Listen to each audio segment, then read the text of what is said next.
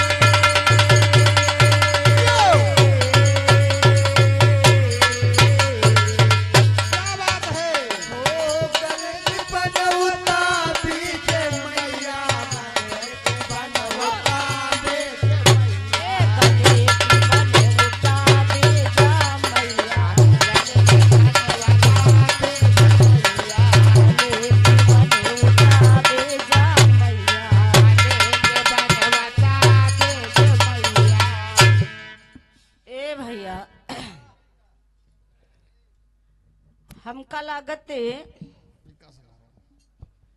कथा लिपे लिपे होई जैसे कि हेलो हमारे जनता लगभग सब लोग जानते हैं। हाँ अज्ञानी कोई नहीं है, सब ज्ञानी यहाँ पर बैठे हैं। जैसे हमारे भैया बताए कि राजू कलयुग का भैया एकदम सहन बात है। हो सकते है ए भैया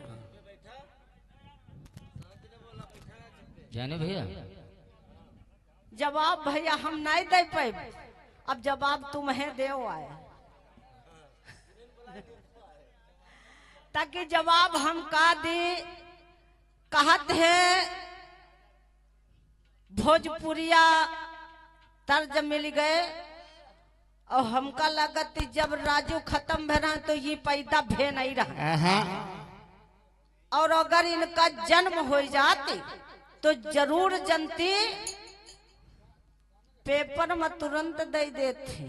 सही बात बिल्कुल गलत बुढ़िया हार किसके डारे से राजू नहीं डारी से है। राजू हार डारे से मृत्यु नहीं हुआ, बिल्कुल गलत। इंदिरा गांधी के जब मंदिर में इंदिरा गांधी जब पूजा करने के लिए गई तब बूढ़ा लेकर के हार इंदिरा गांधी के भैया दूसरे पुरुष के गरम हार कोई नारी डाल नहीं सकत है। बिल्कुल सही बात है। का बताई अरे सीख ले नहीं पढ़ ले। हाँ लिखे रहे भैया यो ना हो के कहूँ। हाँ इंदिरा गांधी के एक बूढ़ा जब मंदिर में पूजा करने के लिए गई और पूजा करके जब वापस आई तो वो आकर के बूढ़ा गले में हार। लेकिन राजीव गांधी की मृत्यु कैसे हुई फिर से नेट पर ढूंढ लो। ये चीजें नेट पर नहीं है भैया, ये पेपर पढ़ो तो पेपर में ही है। सवरिया मोरा भोला योगिया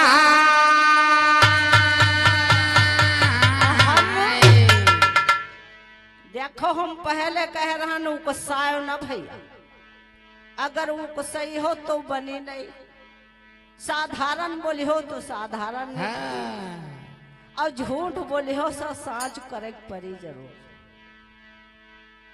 क्या बात है ये कपार भूपति मन माही,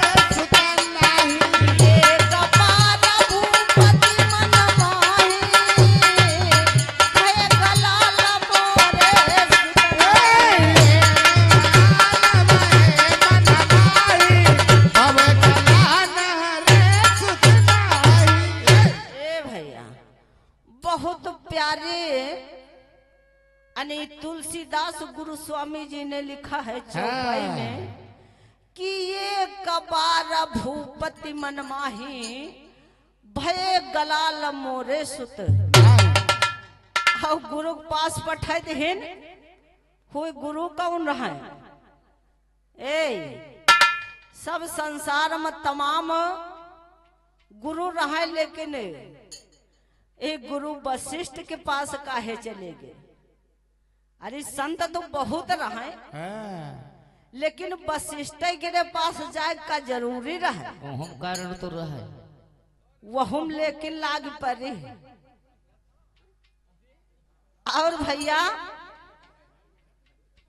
कहते हैं जैसे कि रोहित दास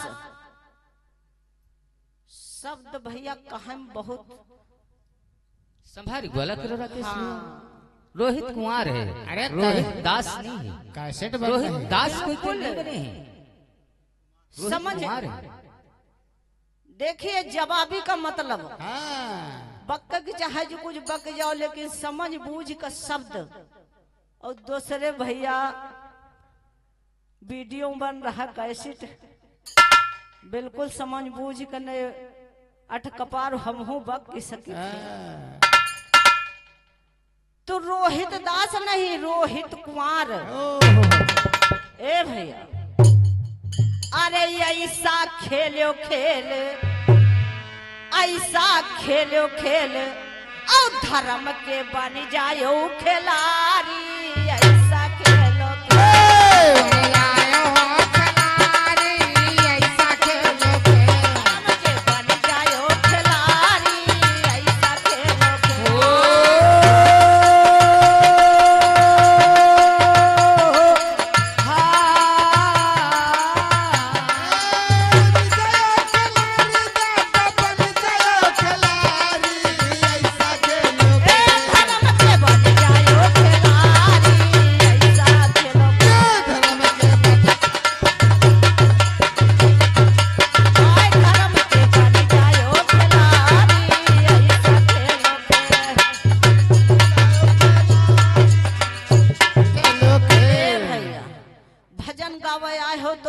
जनतक भजन सुनाओ। ये भोजपुरिया तर्ज मोबाइलन पर भैया हो रोज सुनत। मालूम है तर्ज तुम नहीं जान पाते हो।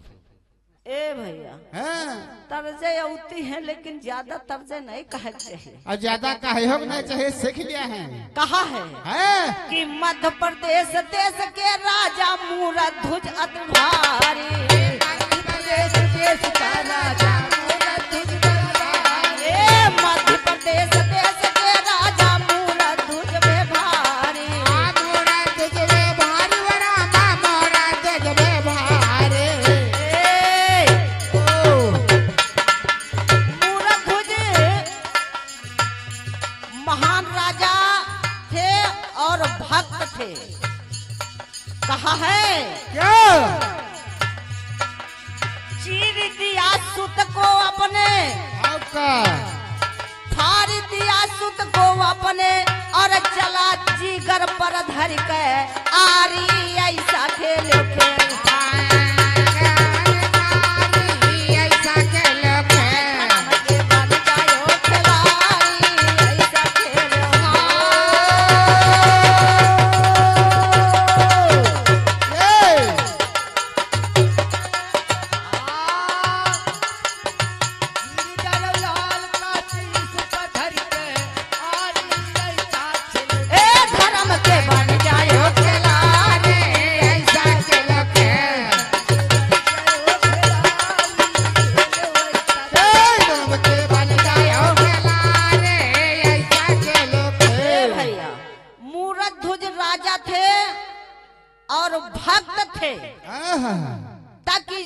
अर्जुन हाँ, अर्जुन भीम जब परीक्षा लिया हाँ, हेलो तो अपने लड़का को बीच से नारी और दोनों मिलकर के आज सुत को बीच से फाड़ दिया। हेलो। अरे हमारे बड़े भैया रमेश कुमार भैया पालेसर वाले भैया जी के कर कपड़ों द्वारा 20 रुपया का पुरस्कार आशीर्वाद मनोकामना बोली साचे दरबार। जय हो।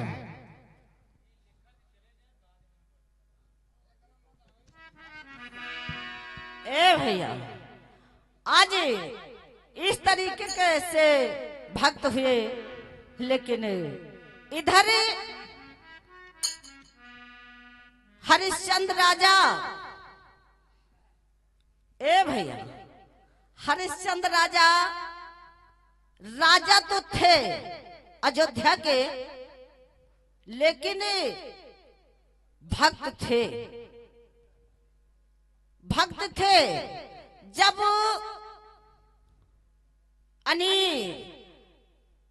इतना जब परीक्षा लिया उनसे, तो आज तीनों रोहित कुमार और रानी और तारा राजा और हरिश्चंद्र। राजा हरिश्चंद्र ए, तीनों आज काशी में बिक गए। हाय हाँ, हाय। काशी में बिक गए। और जब रोहित कुमार को सर्फ दशा, तो जब तारा रानी लेकर के मरघट पर गई, तो आज अपना चीर फाड़ के, भैया धन्य है वारे परमात्मा। क्या बात है, लेकिन कहा है इधर एक बार भूपति मनमाही और भये गलाल मोरे। सुत नाही। इधर वो कहूँ सपना देखत रहेगा। कहते हैं धीरे धीरे बहुत उम्र बीत गए, बहुत उम्र बीत गए, और अपने मन में सोचे कि राजा दशरथ, ताकि कथा कुछ नहीं केवल तर्ज कहा है तर्जे में आजकल कि यही विधि अवध भूपाल और तीन पन बिलखी बिता। बहुत दिन न तीन पल यही विधि अवध भूपाल और तीन पन बिलखी बिता। गयो चौथ पनयाई भूप मन सोच बढ़ाए, गयो चौथ पनयाई भूप मन बढ़ाए। और गुरु वशिष्ठ के पास में जाके कहीं बचन बिलखाए। के पास समझा के कहे बचन बिलखाए। गुरु वशिष्ठ के पास में जाके कहीं बचन बिलखाए। ओ कहे बचन बिलखाए, हो रामा कहे बचन बिलखाए। और रघुवंशी का वंश डूबेगा। हमका लागे राकेश भैया रघुवंशी का वंश डूबेगा। अब हम गाए ना बुढ़ाई उम्रिया सारी बीत गई। ओ रामा द्वारा गवाया गया राम मोगरिया सारे बेटे गए। अरे राजा दशरथ होई गे निराश। आई वो मरिया सारे बेट गए, मरिया सारे बेट गए, वो मरिया सारे बेट। अरे राजा दशरथ होई गे निराश। मरिया सारी बीत गई, अरे राजा दशरथ होई गे निराश। वो मरिया सारे बेट गए। राजा दशरथ होई गे। रात वो मरिया सारी बीत गई। आगे बढ़ के बैठो ना, पैसा दे रहे हैं।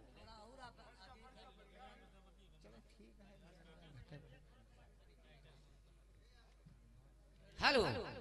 अरे हमारे बड़े भैया गजराज भैया कैटर्स इसी गांव की पावन धरती से 51 रुपया का पुरस्कार चलता रहा कारोबार में भगवती कर दे बेड़ा पार बोली साक्षी दरबार की। जय हो। अरे हुआ ना जाए यार कैमरा कैमरा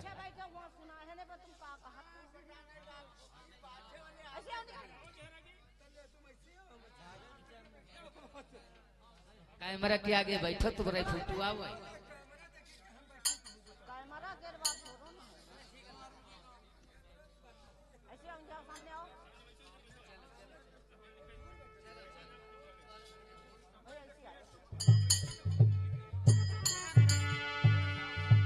संवरिया मरा भूल योगिया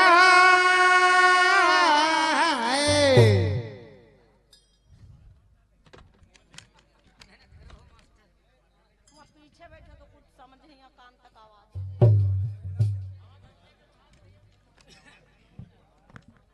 आज राजा दशरथ मन में विचार किया कि बचपना और जवानी बुढ़ापा, दादा बचपना जवानी बुढ़ापा 3 पन बीत गए और चौथ पननी लागे वाला है। ए बीते वाला है ए भैया।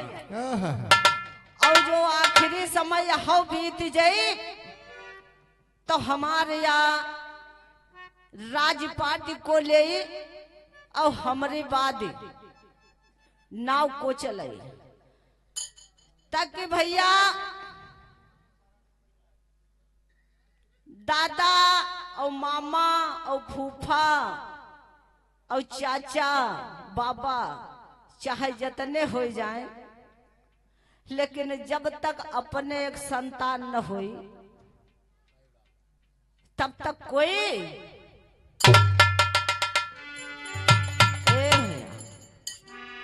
तो आज राजा दशरथ कहे लागे क्या कि हमारे बाद या राज तो लेवैया तमाम हो जाई है, लेकिन हमार नाव चलावे वाला हेलो कोई ना होई।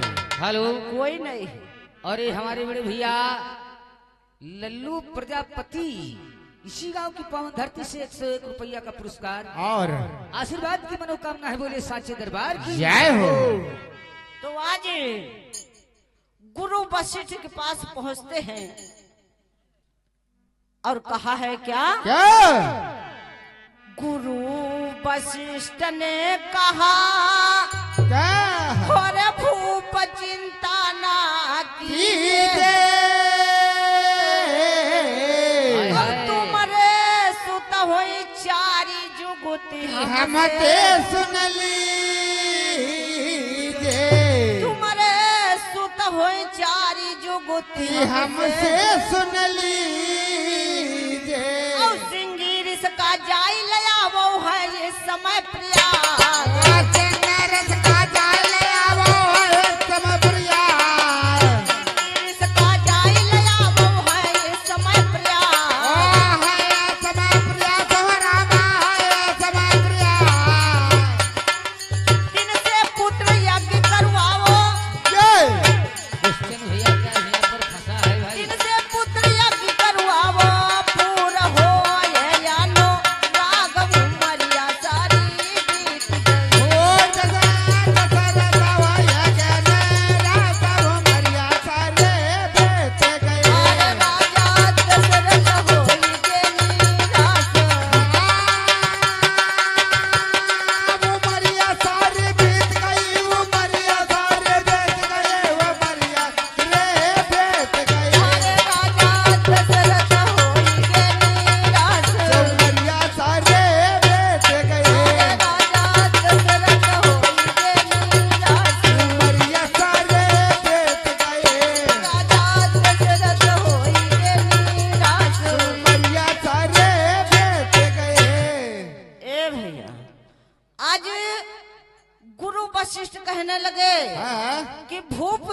मत करो।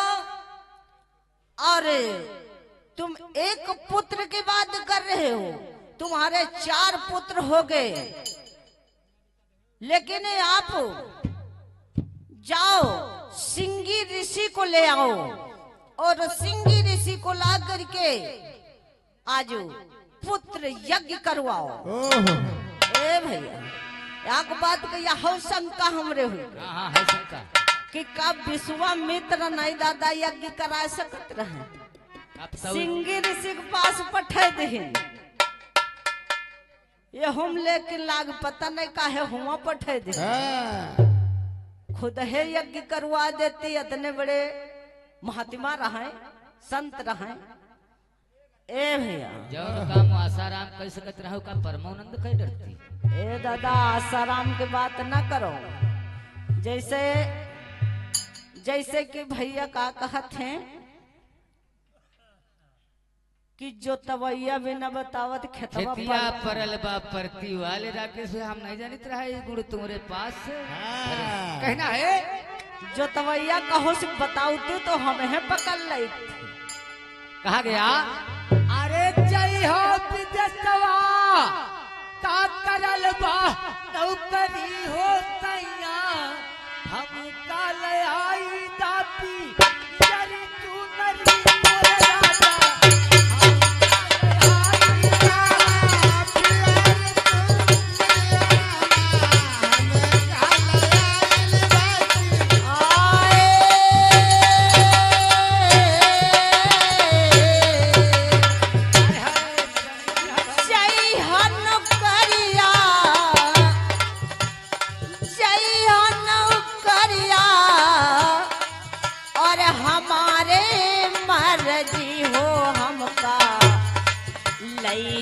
चुनारिया प्यारी हारदी हो लगा लैहा चुनारिया प्यारी हारदी हो मका लैहा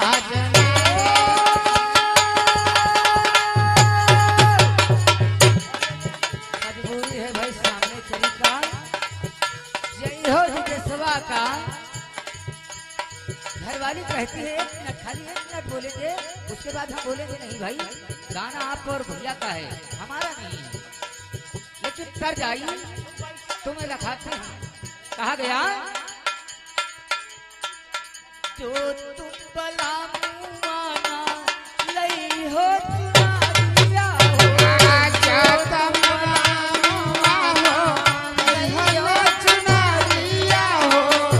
जो तुम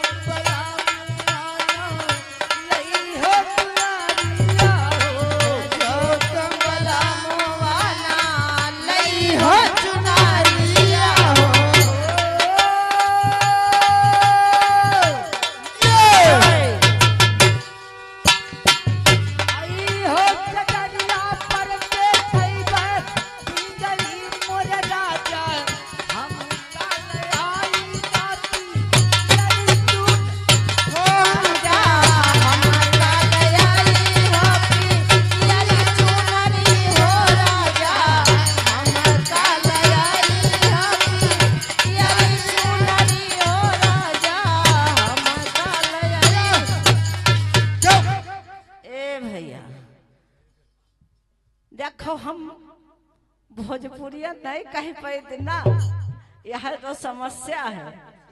भोजपुरी वाले लेकिन जोते खातिर इनकी खेती ट्रैक्टर तो ले थी हम जरूर। ए भैया कह दे कि हमरे गौवा वाला लौंडा इधर पीछे बैठ तलमलात, और हमारे गौवा वाला लौंडा और जब जवान होई और तुम्हारे गौवा वाली बरिया का किसान होई, तुम्हारे गौवा वाले बरिया का किसान होई, तुम्हारे गौवा वाली बरिया का किसान होई।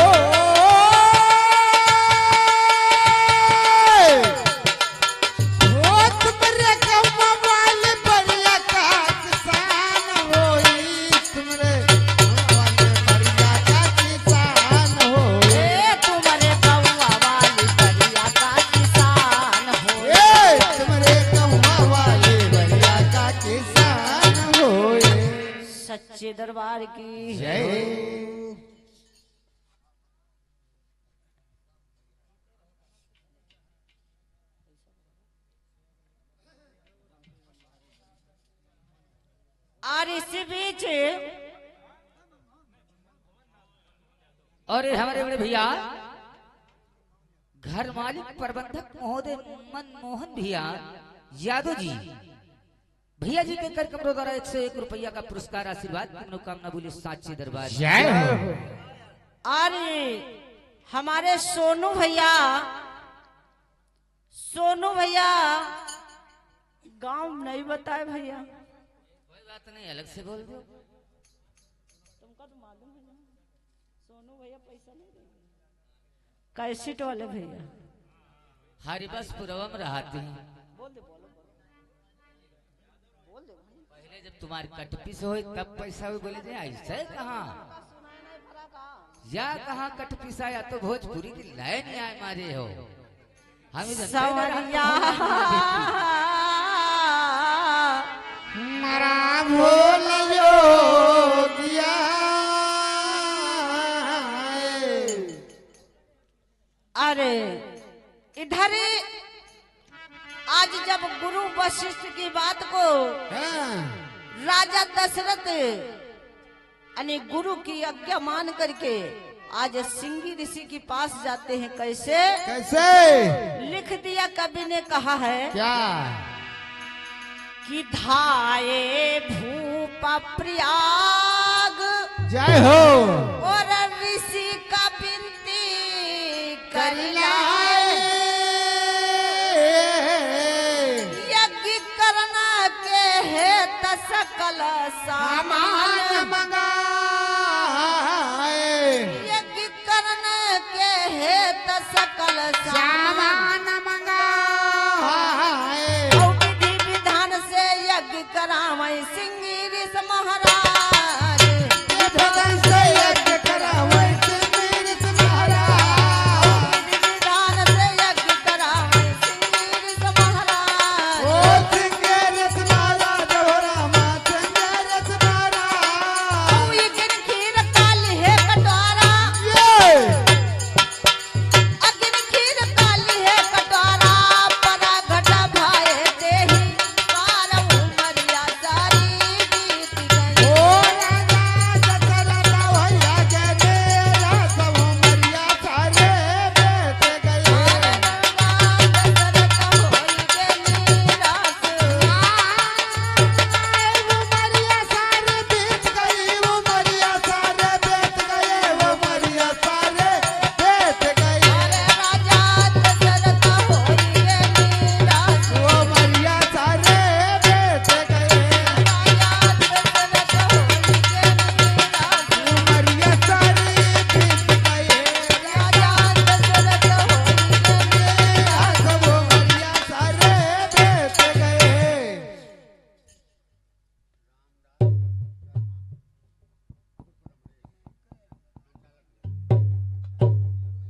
ले भैया बोल दो रामदास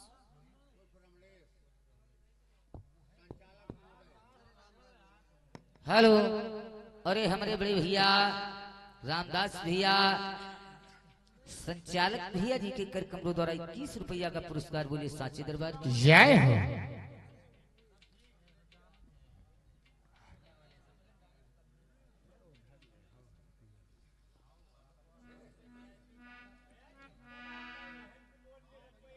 पैसा तुम पकड़ा करो वैसे ना सुना करो ना झड़ा झड़ अरे हमारे बड़े भैया वीआईपी भैया जो पहाड़ापुर की पावन धरती से भैया जी के कर कमरों द्वारा 101 रुपया का पुरस्कार आशीर्वाद की मनोकामना है बोले साचे दरबार जय हो।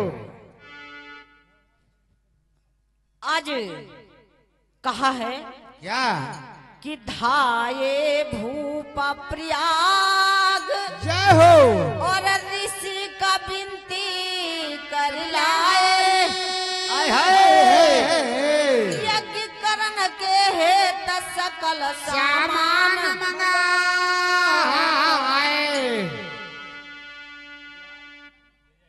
और ये हमारे बड़े भैया विजय यादव भैया भैया जी के कर कमरों द्वारा 20 रुपया का पुरस्कार बोले साचे दरबार जय हो। ऋषि का विनती कर लाए यज्ञ करन के है सकल सामान मंगाए और विधि विधान से यज्ञ करावे सिंह ऋषि महाराज। जन से यज्ञ करावे संगरस महाराज विद्वान से यज्ञ करावे सिंह ऋषि महाराज।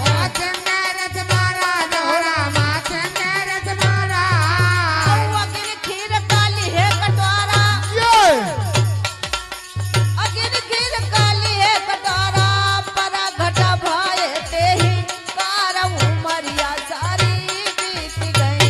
राजा दशरथ वाया गए रास वो मरिया सारे बेट गए अरे राजा दशरथ होई गे निराश। वो मरिया सारे बीत गई वो मरिया सारे बीत गए वो मरिया सारे बीत गए राजा दशरथ होई गे निराश। मरिया सारे बीत गए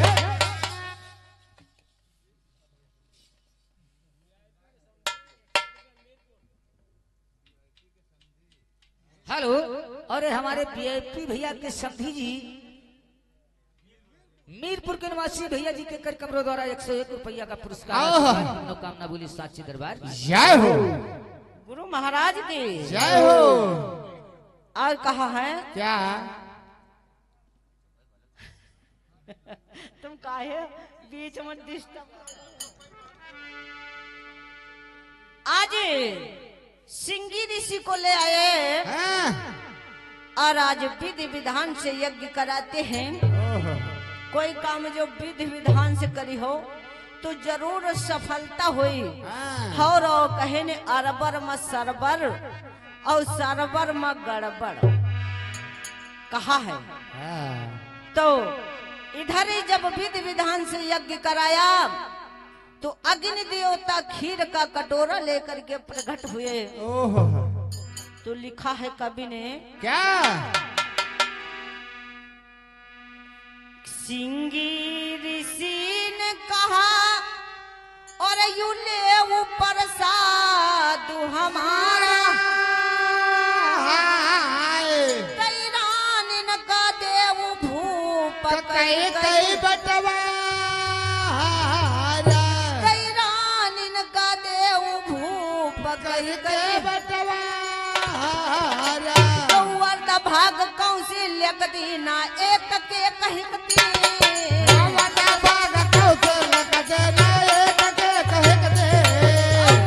भाग कौशल्य दीना एक के कहती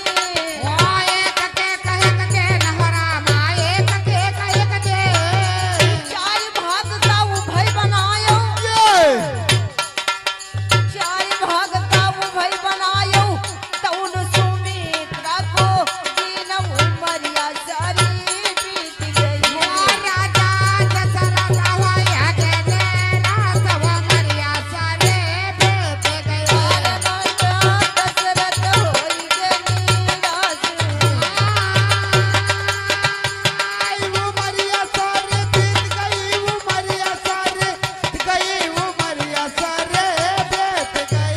राजा दशरथ होई गे निराश।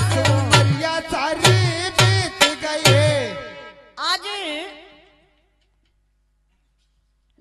सिंह ऋषि कहा कि ये प्रसाद है और प्रसाद अपनी तीनों रानी को यानी कहे सुमित्रा कौशल्य तीनों रानी को दे दो। आज राजा दशरथ आज्ञा पा करके आज तीनों रानी को एक बात और शंका हमरे हुई हाँ वही तुम्हारे ताकि आधा कौशल्य कहे दी और के कहे कि एक भाग यानी दूना हो गवा ना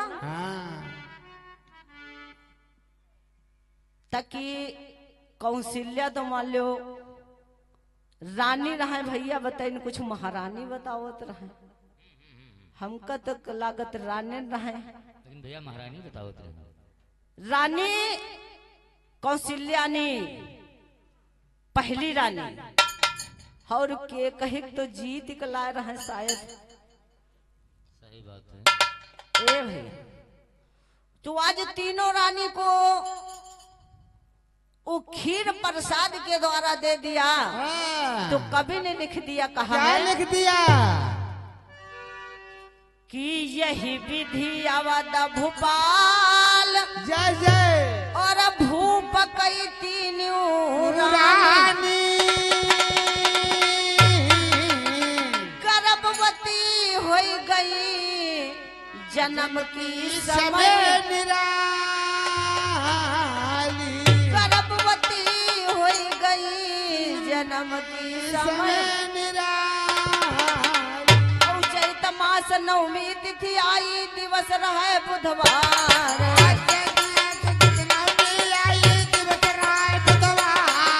चैत मास नवमी तिथि आई दिवस रहे बुधवार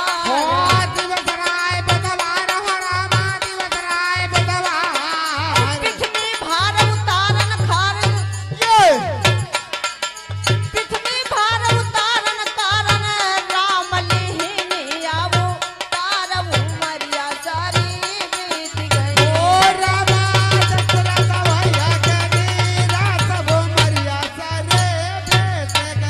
राजा दशरथ होई गेली राज उमरिया सारे बेच गए वो मरिया सारे बेच गए वो मरिया सारे बेच गए राजा दशरथ होई गेली राज मरिया सारी बेच गई सच्चे दरबार की नहीं जल्दी आए रहो बस। और भैया यहाँ बात सब जिगन जिगन पता नहीं का है संकय आवा करत है। शंका तो मेरे और बनी रही। शंका का समाधान शंका का समाधान सवेरे तक तो होना चाहिए। कहा है क्या कि सतयुग मायक नारी आई जाने दुनिया सारी जी सदैव मायक नारी आई जाने दुनिया सारी की सतयुग मायक नारी आई जाने दुनिया सारी सतयुग मायक नारी आए जाने दुनिया सारी की सतयुग मायक नारी आई जाने दुनिया सारी की लड़का तीन तीन प्रगटायो तब हुआ है कुमारी जी लड़का तेल तेल पर खायो तब मुरा है कुमारी जी लड़का तीन तीन प्रगटायो तब हुआ है कुमारी जी ओ लड़का तेल तेल पर खायो तब मुरा है कुमारी जी लड़का तीन तीन प्रगटायो तब मुरा है कुमारी जी ए भैया क्या बात है बिन ब्याहे बिन गौने के भैया वह बनी महतारी जी बिन कहे बिन कबूल के भैया वह बने महतारे जे बिन ब्याहे बिन गौने के भैया वह बनी महतारी जी बिन कहे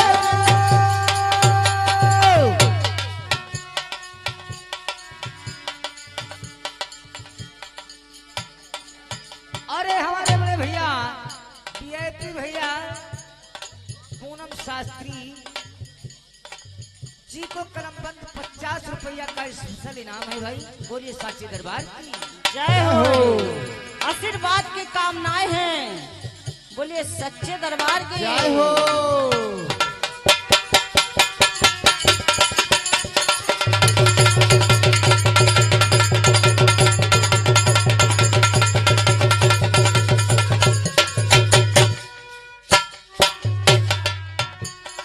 लड़का तीन बिन ब्याहे बिन गौने के भैया वह बनी महतारे जे ए भैया क्या बात है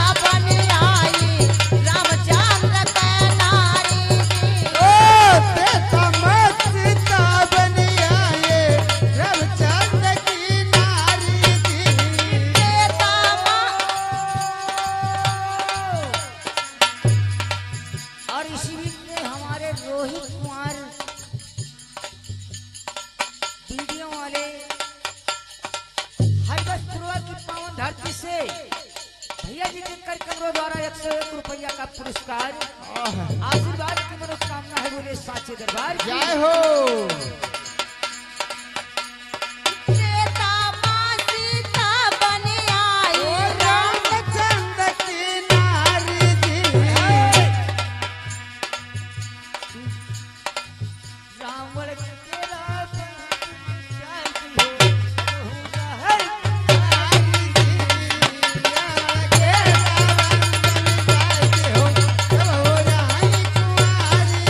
हे रावण केरा वंश मिटायो तब हो है कुमारी जी।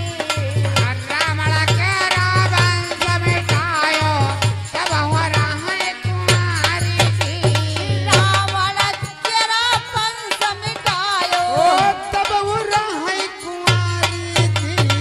हे भैया द्वापर माँ दुर्पति कहायो पांडु वंश की नारी जी। द्वापर माँ दुर्पति कहायो पांडु वंश की नारी जी। द्वापर माँ दुर्पति कहायो।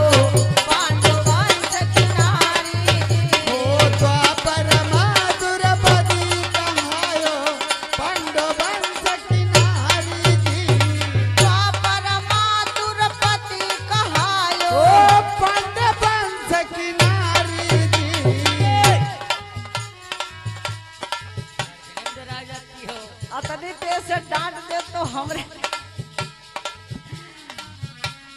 द्वापर माँ दुर्पति कहायो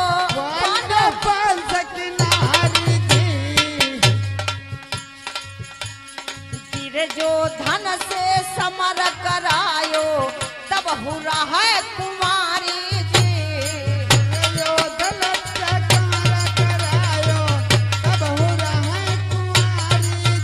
हे गिर जो धन से समर करायो तब हुरा है कुमारी जी।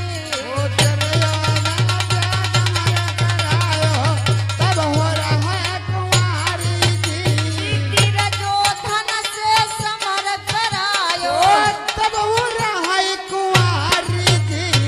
हे कि कल युग माँ बेला बन आई ब्रह्मानंद का नारी जी। कल युग माँ बेला बन आई ब्रह्मानंद की नारी जी। कल युग माँ बेला बन आई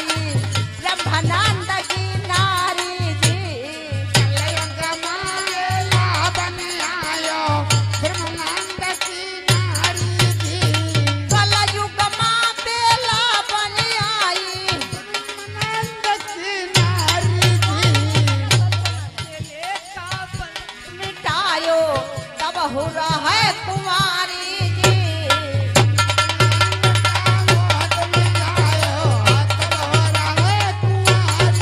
ए चंदेले का वंश मिटायो तब हो रहा है कुमारी जी।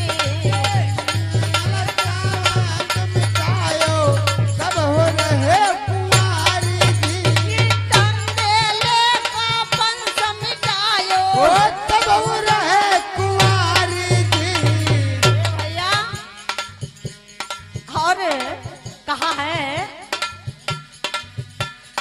नंद किशोर सभा माँ गावे भैया नंद किशोर सभा माँ गावे हम कब तक रहब कुमारे जी। ए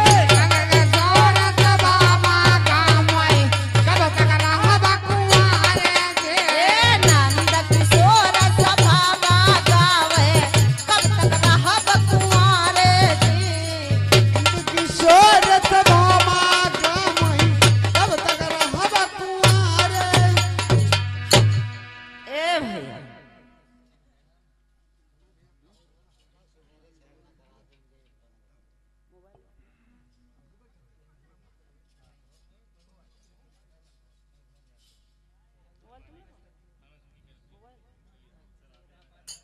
अच्छा अच्छा अच्छा, वो नेट पर डारी नहीं है।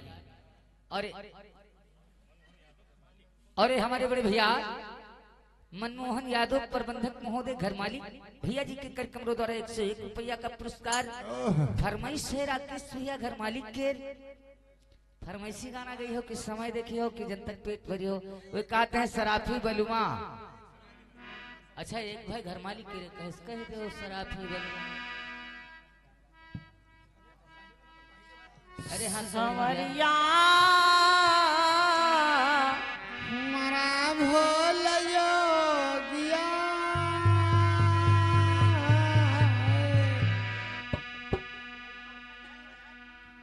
मोरे मोरे नैना मोरे नैना कटार।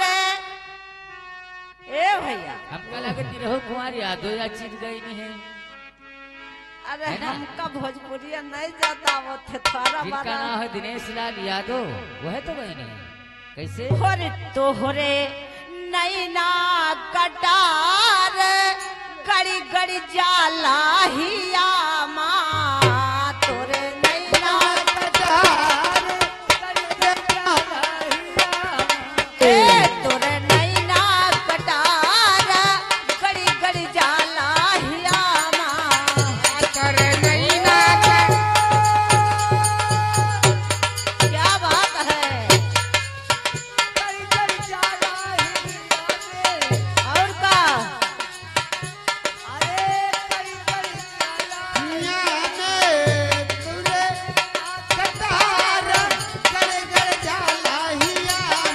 आय तोरे नैनो कटारा गड़ी गड़ी जाला हिया माँ।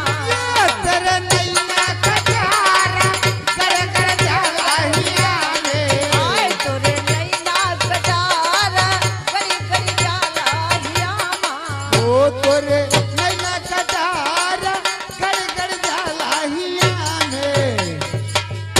ए भैया तोरे नैना कटार गड़ी गड़ी जाला ये तो तर्ज लेकिन फरमाइश हमारे भैया जी ने कहा क्या फरमाइश भाई पूछ कह दो घर मालिक है।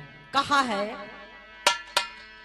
कि कहना न मान हमार शराबी बलमा कहना न मान हमार ओय शराबी बलमा कहना ना मानै हमार शराबी बलमा कहना न मान हमार।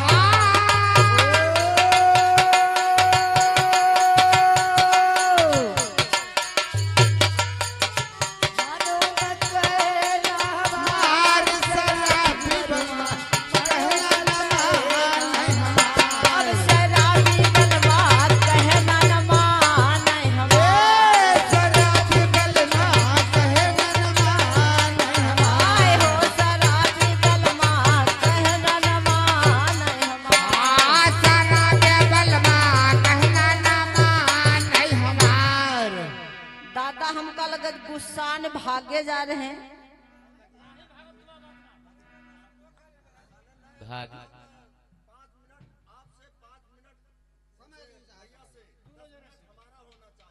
अच्छा अच्छा बिल्कुल होई काहे परेशान हो दादा। एह, हम कहीं गुस्सान भागे जा रहे हो भैया 10-10 मिनट 5-5 मिनट तो संझस फरमाइश हो रही बहु लोग तो ऐसे न करो हम बताई दोनों पाल्टी उठा के वैसे बैठा दियो और जितने जनन के मन हो आए आए गाय लियो 10-10 5-5 मिनट और सुबेरे गुड़धनिया बांध दो पीठी बुला दिले चले जाई आए पापा हो चाहे दादा हो इसे हमसे तुम्हारा ही मतलब हो। अब इतना दादा समझ 10 मिनट के मांग रहे हैं हमका लगता औरो कोई तो मांगे वाला बैठ अब सब कोई मांगबे करी लेकिन देहो वाला तो कोई हो ए भैया तो धोती फटे ब्लाउज फाटा प्यौंदा लाग हजार धोती फटे ब्लाउज फाटा प्यौंदा लाग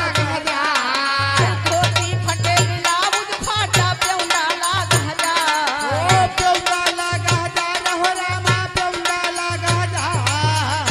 ए भैया मनोहर भैया ए, खा जाते गावत तो सबका मन होत कि हम हो दो शब्द समाज में सुना दे तो हमारा नाव बड़ा हो जाए हो जाए। लेकिन भैया या 4 जने कमेटी बनाना बहुत भारी काम, सबके बस की बात नहीं है। जो 4 जनक बटोर का और 10 क्वास पर दौड़ के जाओ, ये सबके बस की बात नहीं है।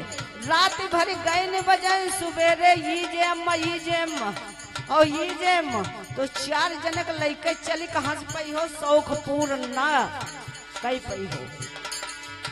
तुम्हारे तो कोई धोती फटे ब्लाउज फाटा पेउना लाग हजार, धोती फाटी फाटा पे उड़ा लगे हजार। और तुम तो पिया नशे माँ घूमो, ये तुम तो पिया नशे माँ घूमो, इज्जत जाती हमारी शराबी बलमा कहना न मान्यो हमारी। आई शराबी बलमा कहने न मान। आए हो शराबी बलमा कहना न माने आए, वो कहे न मान हमारी शराबी बलमा कहे न मान आए हो शराबी बलमा कहना न माने हमारी। शराबी बलमा कहे न मान आए हो शराबी बलमा कहना न माने हमारी। शराबी बलमा कहना न मान हमार। ए भैया समय देखे रहो और नहीं तो दादा बतावत कि कुछ पॉइंट कट जी है। और लेकिन घर मालिकों के बात माने परी कहते हैं फरमाइशों पूर हो परी। अगर पॉइंट कटे तो हम फरमाइश न पूर करी। नहीं, तुम्हारे हम कुछ नहीं कटले काटे ए जितना भैया। हो ऐसी वैसी काटी तुम्हारे हम कोई कहे काटी। तो दुई दुई बिटिया ब्याहन वाली हमरे चढ़ा ओ बुखार, दुई दुई बिटिया ब्याहन वाली हमरे चढ़ा बखार। दुई दुई बिटिया ब्याहन वाली हमरे चढ़ा ओ बुखार। हमरे चढ़ा बखार हो रामा हमरे चढ़ा बखार। काले ऊंचे पैर पड़े तो, ये काले ऊंचे पैर पड़े तो हंसे लोग संसार। शराबी बलमा कहना न माने हमार। शराबी बलमा कहना न मान हमार। आए हो शराबी बलमा कहना न माने हमार। ओ कहना न मान हमार शराबी बलमा कहना न मान आए हो हमार। शराबी बलमा कहना न माने हमार। शराबी बलमा कहना न मान हमार। शराबी बलमा कहना न माने हमार। शराबी बलमा कहना न मान हमार। ए भैया हाँ, और कहा है क्या कहते हैं? कि 7-5 मोर लड़का बिटिया घर में लाग बजा। वो सात पाँच भर लड़का बिटिया घर वाला बजा। और 7-5 मोर लड़का बिटिया घर में लाग बजा। ओ घर वाला बजा रहो भैया घर वाला बजा। ए भैया और 7-5 लड़का बिटिया भे तो घर में बाजार समझो। बारह जहाँ हो जाए तहाँ बाजार है। खात पियत पर झगड़ा डारई जियरा जरई हमार। शराबी बलमा कहना न माने हमार। बलमा कहना नहीं हमार। आए हो शराबी बलमा कहना न माने हमार। ओ कहना न मान हमार। शराबी बलमा कहना न मान हमार। शराबी बलमा कहना न माने हमार। ये शराबी बलमा कहना न मान। आए हो शराबी बलमा कहना न माने हमार। शराबी बलमा कहना न मान हमार। सच्चे दरबार की जय हो। और चलते चलाते के लाइन में हाँ कहना है क्या संवरिया मरा भोल जोगिया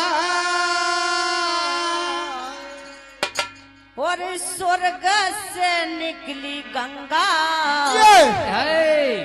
स्वर्ग से निकली गंगा तो फंसी जटा में आएगे स्वर्ग से निकले गंगा वो फंस जटा में आएगे ये स्वर्ग से निकली गंगा तो फंसी जटा में आएगे स्वर्ग से निकले गंगा वो फंस जटा में आएगे स्वर्ग से निकली गंगा वो फंस जटा में आएगे